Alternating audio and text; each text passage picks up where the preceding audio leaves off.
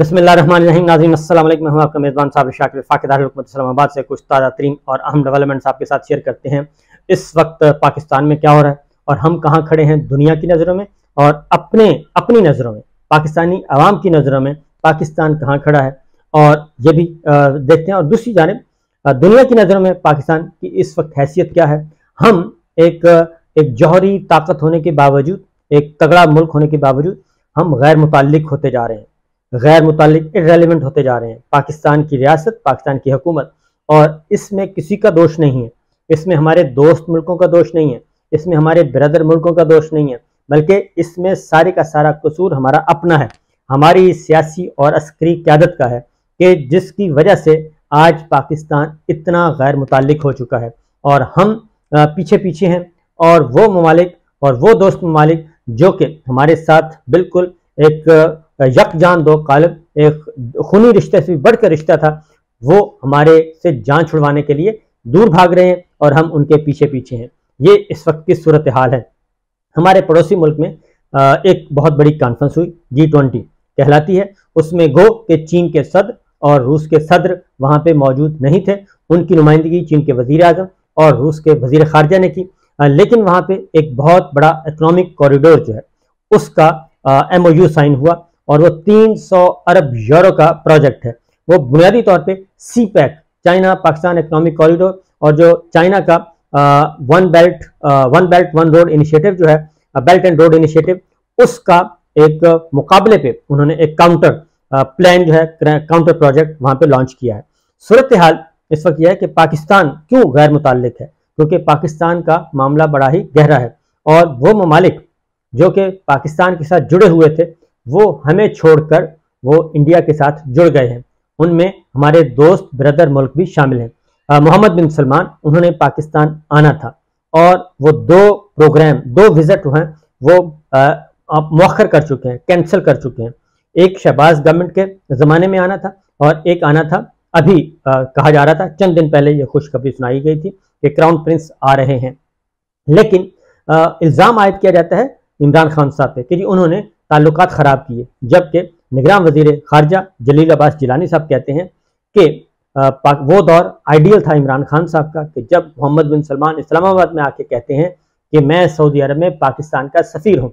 और पाकिस्तान के पाकिस्तानी जो ओवरसीज़ पाकिस्तानीज़ हैं, ये मैं अपने ज़ाती मालूमात की बुनियाद पर बता रहा हूँ कि सऊदी अरब, कुवैत, कतर, UAE, यहाँ से लोगों के फ़ोन आते हैं, बहरीन से फ़ोन आते हैं और वो बताते हैं कि जब इमरान खान साहब के दौर में मोहम्मद बिन सलमान ने जब विज़िट किया और वहाँ पे इमरान खान साहब ने जब अपने पाकिस्तानी भाइयों के लिए MBS से बात की और उन्होंने कहा कि मैं वहाँ पे पाकिस्तान का सफ़ीर हूँ सऊदी अरब में, तो उन्होंने कहा कि उस दौरे के बाद पाकिस्तानियों की कदर व मंजिलत में इजाफा हो गया था, उनके वक़ार में इजाफा हो गया था और उनको लुक आफ्टर किया जाता था। खा वो मजदूर था, खा वो किसी अच्छी जॉब करता था या कारोबारी था, उनको एक वज़न दिया जाता था मिडल ईस्ट के ममालिक में, क्योंकि इमरान खान साहब उनके लिए आवाज़ उठा रहे थे और उन्होंने मैसेज दिया था कि ये ओवरसीज़ पाकिस्तानी हमारे बहुत करीब हैं और हमारे दिल से ज़्यादा करीब हैं, इसलिए उनकी आवाज़ उठाई गई, तो उसका मुस्बत नतीजा। लेकिन उन्होंने कहा कि जब से गवर्नमेंट ख़त्म हुई है उसके बाद फिर हमारे हालत जो है वो उसी तरह से वापस आ गई जो कि पहले थी। अब हम फिर तीसरे दर्जे के शहरी हैं और हमें उस तरीके से लुक आफ्टर नहीं किया जाता जैसे उस वक्त किया जाता था। तो ये हमारी डिग्निटी जो है ये किसने, ये तो जलील अब्बास जिलानी साहब कहते हैं इमरान खान साहब के दौर में हमारी खारजा पॉलिसी अच्छी थी। उसके बाद हमारे वजीर तिजारत, निगरान वजीर तिजारत गौहर एजाज कहते हैं कि पाकिस्तान इमरान खान साहब के दौर में मईशत टेक ऑफ कर रही थी और उन्होंने कहा कि मेरी ख्वाहिश है कि हम वापस वहीं से स्टार्ट करें, यानी 6.1% ग्रोथ थी और हमारे रेमिटेंस बढ़ रहे थे, ज़र मुबादला के ज़खायर बढ़ रहे थे, एक्सपोर्ट्स बढ़ रही थी और हर मामले में हर जो इशारिया है वो ऊपर जा रहा था, हर इंडेक्स ऊपर जा रही थी, पाकिस्तान की रेटिंग बेहतर हो रही थी। तो वहाँ पे तो ये कौन है जो कि प्रोपेगेंडा करता है कि इमरान खान साहब और पाकिस्तान तहरीक इंसाफ की जो हुकूमत थी उसने पाकिस्तान को आइसोलेट किया? नहीं, पाकिस्तान आइसोलेट हुआ है रेजीम चेंज ऑपरेशन के बाद और उसकी वाहिद जिम्मेदारी अगर कोई किसी के पे डालनी है तो वो वाहिद जिम्मेदारी जनरल बाजवा हैं, जिन्होंने गलत मालूमात फराहम करके पाकिस्तान और अमेरिका के ताल्लुकात ख़राब करवाए और अपने ज़ाती मफाद के लिए। और ये बात अमेरिका को बहुत अच्छी तरह अंदाज़ा हो चुका है कि जो गलत मालूमात उनको दी गई वो वाक़तन ही गलत मालूमात थी और उसी गलत मालूमात की बुनियाद पे एक दूरी पैदा हुई। और वो ऐसा दौर था, यानी वज़ीर आज़म हाउस भी और वज़ीर आज़म ऑफिस भी महफूज नहीं था।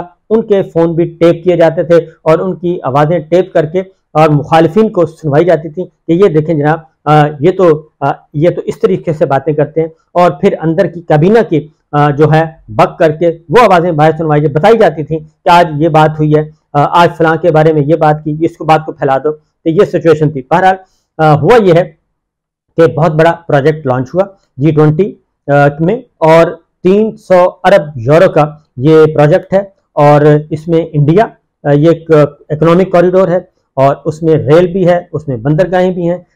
इंडिया से मशरक वस्ता, मिडल ईस्ट और यूरोप, ये पूरी की पूरी एक चेन है जो कि एक इकोनॉमिक कॉरिडोर बनाया जाएगा। और इस आपस में ये सारे के सारे यानी कि मिडल ईस्ट और यूरोप और इंडिया एक दूसरे के साथ लिंक हो जाएंगे तिजारती राहदारी की सूरत में। और इसमें सऊदी अरब जो है वो भी MOU साइन किया। सऊदी अरब पे MBS मौजूद थे और जाहिर है उन्होंने होना ही था, क्योंकि इस वक्त बहुत बड़ी मार्केट है और सारी दुनिया जो है वो तिजारत और मईशत के इर्द गिर्द घूम रही है। तिजारत है और सरमायाकारी है और हर कोई अपने अपने नए नए एवेन्यू, नए नए कॉरिडोर तलाश कर रहा है। पाकिस्तान का CPEC जो है वो अभी तक हम आपस में ही लड़ रहे हैं और एक दूसरे के अगेन CPEC के मामले में भी हम एक दूसरे की शिकायतें लगाते हैं कि जनाब ये गवर्नमेंट ये कर रही है, ये गवर्नमेंट ये कर रही है, ये पॉलिटिकल पार्टी ये कर रही है, ये पॉलिटिकल पार्टी ये कर रही है। और अभी तक हम उस बहस से ही नहीं निकले और हमने वो समरात हासिल नहीं किए। जबकि दूसरी जानिब एक बड़ा लॉन्च हो चुका है प्रोजेक्ट। इसमें मोहम्मद बिन सलमान ने पाकिस्तान आना था और पाकिस्तान का विजिट करना था। और मोहम्मद बिन सलमान जो हैं ये इमरान खान साहब के ज़माने में आए थे और इमरान खान साहब ही की पॉलिसी थी कि अब हमने ये जो लोन और ये कशकोल इसको तोड़ के हम ट्रेड की तरफ आएँ, हम इन्वेस्टमेंट की तरफ आएँ अपने दोस्त ममालिक को। ये जो हम जाते हैं भीख मांगते हैं, कशकोल लेके फिरते हैं, कभी 50 करोड़ और कभी 1 अरब डॉलर और कभी 2 अरब डॉलर के हमारे बैंकों में रख दें, तो उसके बजाय हम क्यों ना इन्वेस्टमेंट की बात करें, ट्रेड की बात करें, तिजारत की बात करें, सरमायाकारी की बात करें। ये सारी बातें उस वक्त से चल रही थी और शायद उससे पहले भी चल रही होंगी कि इस कज़िये से निकलना है, वरना तो हम IMF की शराइत मानते मानते और जो डॉलर का रेट बढ़ता जा रहा है और ये बढ़ता ही रहेगा और पाकिस्तानी रुपये डीवैल्यू होता रहेगा, तो हम अगले 100 साल भी हम अपने कर्जे नहीं उतार सकते। ये कर्जों की मैशत से हम नहीं निकल सकते जब तक कि हम अपने अंदर इत्तेहाद पैदा नहीं करेंगे और अपनी मामलात ठीक नहीं करेंगे, अपना इंफ्रास्ट्रक्चर ठीक नहीं करेंगे, अपना ढांचा ठीक नहीं करेंगे। और ये सब कुछ उस वक्त ठीक होगा जब पाकिस्तान में जमहूरियत मुस्तहकम होगी और मुंतखब हुकूमतों को, मुंतखब वज़ीर आज़म को अपनी मुद्दत पूरी करने का मौका दिया जाएगा और एक तसलसल होगा और पुरअमन इंतकाल इक़्तिदार होगा, फ्री एंड फेयर इलेक्शन होगा, ताकि कोई क्वेश्चन ना करे। जिसको अवाम मुंतखब करें वो अपनी बारी ले, अपना काम करे और वो पाकिस्तान के मफाद के लिए काम करे, ना कि अपनी चमड़ी और दमड़ी और अपनी बैरून मुल्क असासे बढ़ाने के लिए काम करे। तो ये जब तक ठीक नहीं होगा उस वक्त तक मुमकिन नहीं है। और इस हमाम में हमारे तमाम के तमाम हुक्मरान, खा वो सियासी हैं, खा वो गैर सियासी हैं, खा वो मिलिट्री लीडरशिप है, वो सब के सब इसमें नंगे हैं। और बैरून मुल्क जायदादों की ये सिर्फ सियासतदान ही नहीं बल्कि हमारे जो अस्करी हुक्मरान हैं और अस्करी लीडरशिप है, उनके बारे में भी सवालात और एतराज़ात उठते रहते हैं, खबरें छपती रहती हैं कि उनके असासे भी बाहर मौजूद हैं। और ये सारी चीज़ें इस वक्त लेकिन ज़ाहिर है कि कंट्रोल होता है, ग्रिप होती है और मीडिया पे कंट्रोल होता है। जो इस वक्त पाकिस्तान की सूरत हाल है उसमें तो सवाल ही पैदा नहीं होता कि आप मुकम्मल तौर पे गैर सरकारी सच बोल सकें। वहाँ पे सिर्फ सरकारी सच और सरकारी झूठ आप दिखा सकते हैं। बहरहाल ये एक हुआ, लेकिन मोहम्मद बिन सलमान साहब ने पाकिस्तान आना था और वो पाकिस्तान नहीं आए। उसकी वजह यह है, शहबाज शरीफ साहब के ज़माने में भी आना था, वो नहीं आए। उसकी वजह सिर्फ और सिर्फ यह है कि हमारे यहाँ तसलसल नहीं है, नंबर 1। नंबर 2, हम किसी भी अपने वज़ीर आज़म को, पार्लिमान को वक़्त नहीं देते, उनकी इज्जत अपने मुल्क में इज्जत नहीं करते। जब हम अपने मुल्क में इज्जत नहीं करते तो उसके बाद बाकी मुल्कों में भी यही हाल होगा जो कि इस वक्त हो रहा है। पिछले व्लॉग में मैं बता चुका हूँ कि हमने पिछले 15 सालों में 9 वज़ीर आज़म तब्दील किए, 15 सालों में 9, हर 5 साल में 3 वज़ीर आज़म। और जबकि इंडिया में जहाँ पे ये सब कुछ हो रहा है वहाँ पे सिर्फ 2 वज़ीर आज़म तब्दील हुए, 15 सालों में 2 वज़ीर आज़म, मनमोहन सिंह एंड नरेंद्र मोदी। और हम 15 वज़ीर आज़म तब्दील कर चुके हैं और हमारे उन 15 वजीर आजम में से 6 वजीर आजम को हमने जेल भेजा, एक साबिक सदर को भी जेल भेजा, यानी सदर जरदारी साहब को, और बाकी तो बेशुमार किस्म के। ये है हमारे यहाँ। जब हम खुद ही एक दूसरे की इज्जत नहीं करेंगे और एक दूसरे को नीचा दिखाएंगे और एक दूसरे के बारे में बताएंगे, बाहर जाके अगयार को शिकायतें लगाएंगे, तो फिर यही होना है। बहरहाल हुआ यह है कि इस वक्त हम किस बात पे लड़ रहे हैं? हम लड़ रहे हैं कि जनाब कितने मुकदमे हमने इमरान खान पे, पाकिस्तान तहरीक इंसाफ पे बनाने हैं, और जो जो 90 दिन के अंदर इलेक्शन करने की बात कर रहा है उन सबको हमने रगड़ा कैसे लगाना है, उनके नाम ECL में कैसे डालने हैं, स्टॉप लिस्ट में कैसे डालने हैं, उनको स्मगलिंग और उनके खिलाफ मीडिया ट्रायल करके किस तरीके से उनको काबू करना है। हम इस बात पे लगे हुए हैं। जो आइन की बात करता है, जो कॉन्स्टिट्यूशन की बात करता है, जो सुप्रीमेसी ऑफ पार्लियामेंट की बात करता है, जो सुप्रीमेसी इंडिपेंडेंट जुडिशरी की बात करता है, हम और मीडिया, आज़ाद मीडिया की बात करता है, वो सब उसको हम रगड़ रहे हैं। ये इस वक्त की हमारी हालत ज़ार है और ये कोई मामूली बात नहीं है। ये अपने बहुत अफसोस होता है जब हम ये बात करते हैं, दिल खून के आंसू रोता है वाक़तन कि हम क्या थे और अब हम क्या बना दिए गए हैं। इसमें पाकिस्तानी कौम का कोई कसूर नहीं है। पाकिस्तानी कौम जो है वो अभी भी कुर्बानियाँ दे रही है, बर्दाश्त कर रही है, उनको वो रोटी से तंग है, एक वक्त की रोटी से तंग है, और 10 करोड़ अफराद खत गुर्बत से नीचे जा चुके हैं।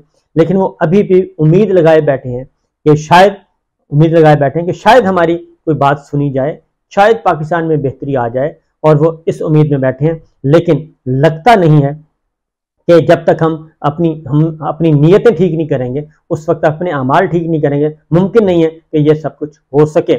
और इसलिए मोहम्मद बिन सलमान साहब ने आना था, शहबाज शरीफ साहब के ज़माने में वो नहीं आए, और अब भी आना था, वो नहीं आए। और उसकी वजह यह है कि पाकिस्तान की एक कसीर आबादी, खा वो पाकिस्तान के अंदर है या वो ओवरसीज़ पाकिस्तानियों की सूरत में है, वो सब की सब फ्रस्ट्रेट है, वो स्ट्रेस में, वो डिप्रेस है, और वो डिप्रेशन का शिकार है। और वो इसलिए डिप्रेशन का शिकार है कि पाकिस्तान में एक पॉलिटिकल विक्टिमाइजेशन चल रहा है, पॉलिटिकल इंजीनियरिंग की जा रही है, मनोवरिंग की जा रही है। 15,500 सियासी कैदी हैं और एक बड़ी सियासी जमात को तोड़ने की कोशिश की जा रही है, डिसमेंटल करने की कोशिश की जाती है, और इमरान खान साहब जेल में हैं और पाकिस्तान के अवाम उनके साथ जुड़े हुए हैं। इलेक्शन जब भी होगा फ्री एंड फेयर होगा, पाकिस्तान तहरीक इंसाफ को जीतने से कोई नहीं रोक सकता। ये मेरी राय नहीं है, ये तमाम इंटेलिजेंस इदारों की मुत्तफिका राय है, मुत्तफिका राय उनके सर्वेस के मुताबिक। तो ये अदाद शुमार है उनके पास बाकायदा कि इसको कोई नहीं रोक सकेगा।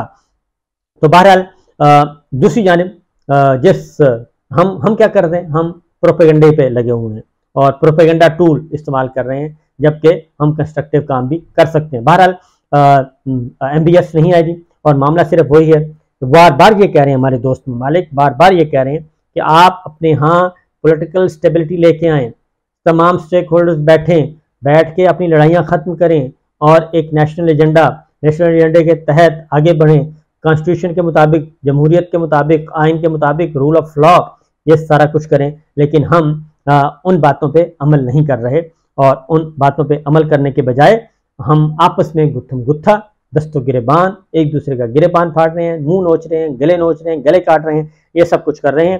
तो ये उसका खमियाजा हमें ये भुगता कि जनाब G20 में बहुत बड़ा इवेंट हुआ, G20 का इंडिया में और हमारे पड़ोस में, और वहीं से तमाम के तमाम वो चेहरे हमें नजर आए जो कि पाकिस्तान के दोस्त कहलाते हैं, और इंशाल्लाह वो रहेंगे। लेकिन वो आपको एक दर्स दे रहे हैं, लेक्चर दे रहे हैं, समझा रहे हैं कि जनाब आप ठीक हो जाएं, लेकिन हम ठीक होने के लिए तैयार नहीं हैं। तो बहरहाल जी ये चीज़ें हैं, और देखते हैं कि अब आने वाले दिनों में क्या होगा।